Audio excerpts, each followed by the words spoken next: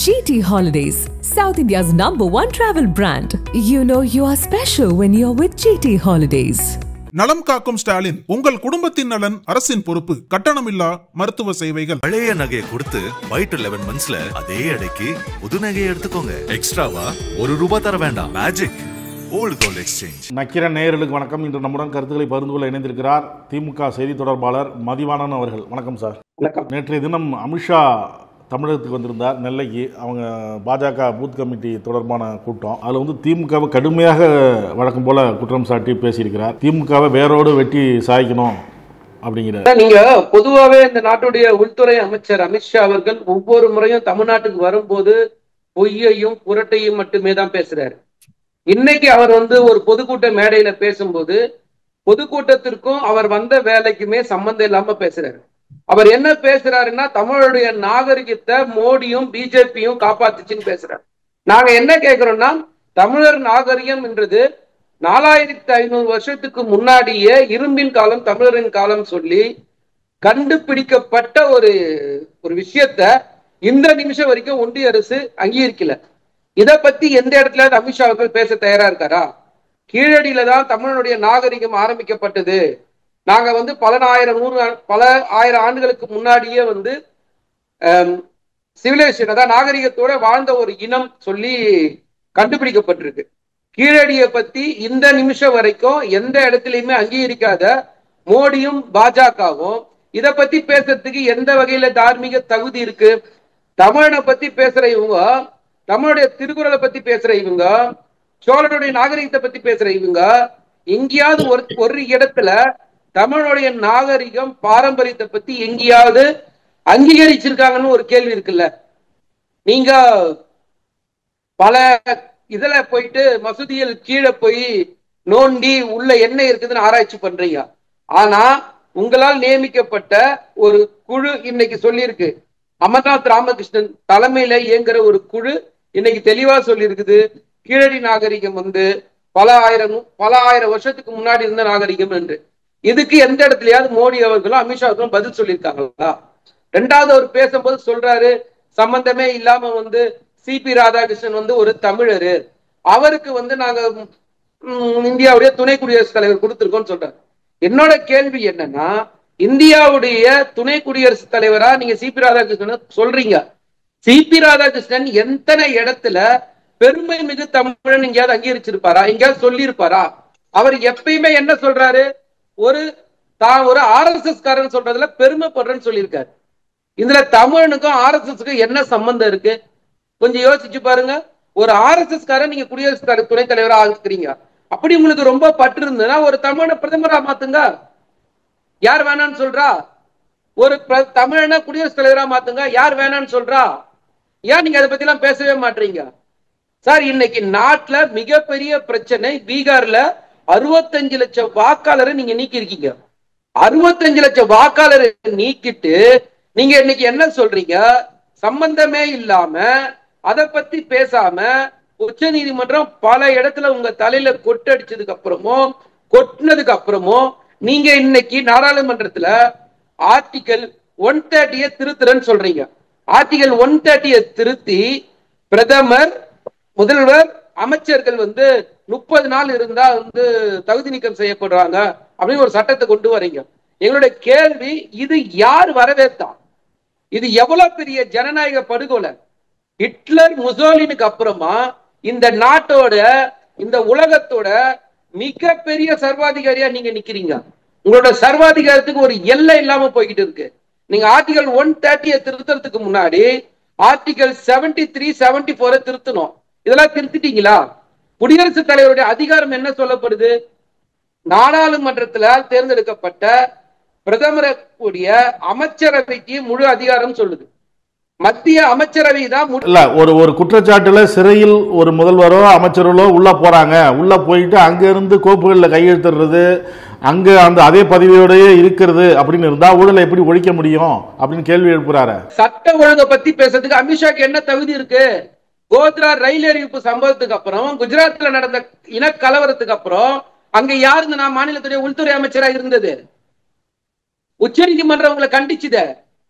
உங்களை குஜராத்துக்குள்ளேயே வரக்கூடாதுன்னு சொல்லிச்சு, அதெல்லாம் நீங்க மறந்துட்டீங்களா?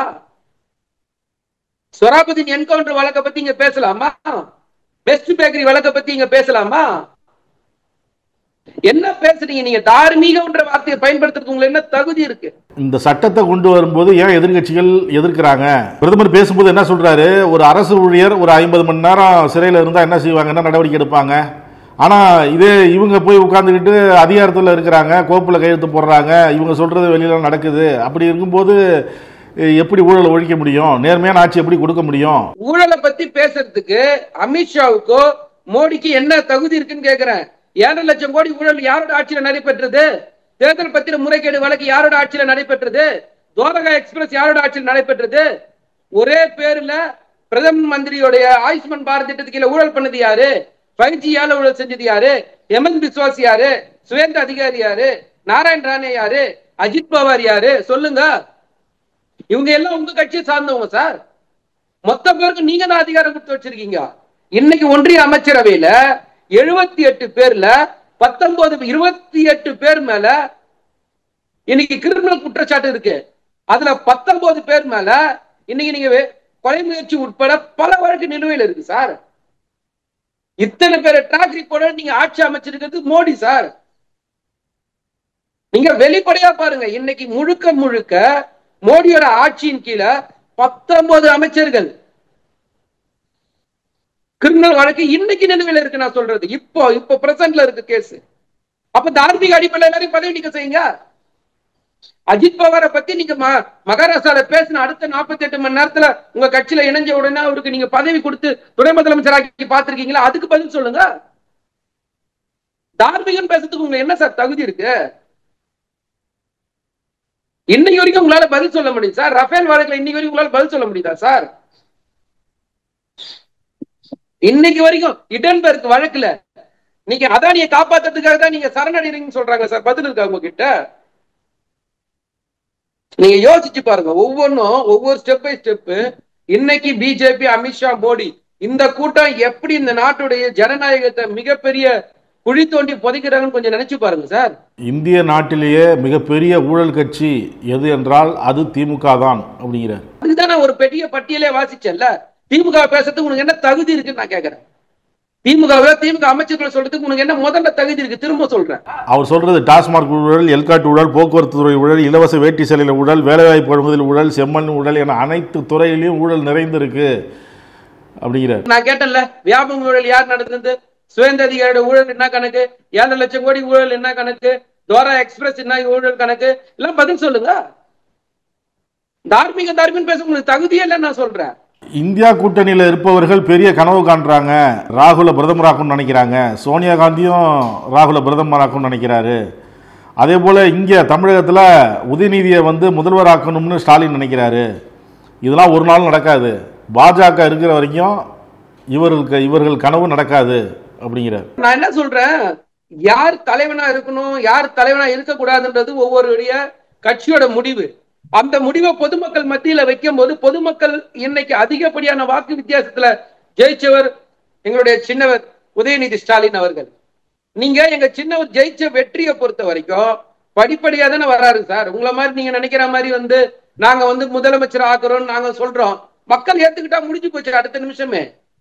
அமித்ஷா யார் இதுல முடிவு பண்றதுக்கு? இது எங்க கட்சியோட உள்விவகாரம். நாங்க முடிவு பண்றோம் எங்க கட்சிக்கு யார் தலைவனா இருக்கணும்னு சொல்லிட்டு. எங்க தலைவர்களை நாங்க மக்கள் மத்தியில வைக்கிறோம். மக்கள் ஏத்துக்கிறாங்க. உங்களை மாதிரி இல்லையே. உங்களை மாதிரி நாங்க மதவாதத்தை பேசலையே. உங்களை மாதிரி பிளவுவாத அரசியல் பேசலையே. நீங்க பாஜகவுக்கு பூத் கமிட்டி போடவே ஆள் இல்லைங்கிறீங்க. இப்ப பூத் கமிட்டி பொறுப்பாளர்கள் கூட்டம் நடத்துறாங்க. இன்னும் 7 கூட்டம் நடத்த போறாங்களாம். நீங்க சில வாரங்களுக்கு முன்னாடி சார் நீங்க நயனா நாயந்திரிட்ட ஒரு தொண்டர் பேசுறது சொன்னாரு, பாத்திருப்பீங்க.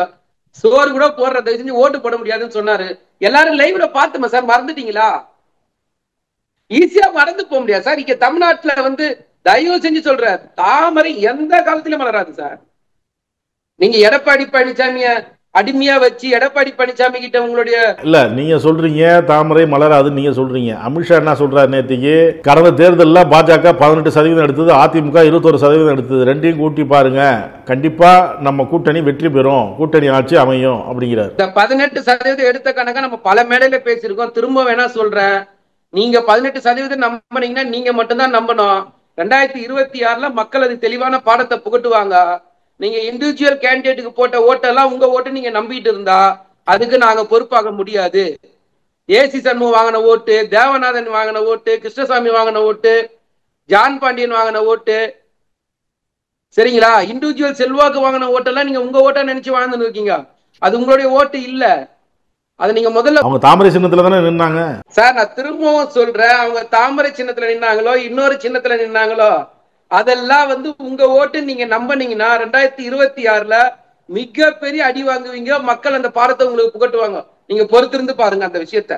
கருத்துக்களை பகிர்ந்து கொண்டதற்கு நன்றி சார். நன்றி. நக்கீரன் டிவிக்கு சப்ஸ்கிரைப் செய்யுங்கள். உங்கள் ஆதரவே எங்கள் பலம். ஆசிரியர்களுக்கு நண்பனாகவும் மாணவர்களுக்கு ஆசானாகவும் திகழும் தேர்வு வழிகாட்டி.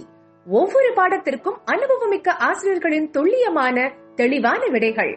CNC இருக்கு, தேர்வு பயம் எதற்கு? இது தீரன் பப்ளிஷிங் ஹவுஸ் விற்பனை வெளியீடு.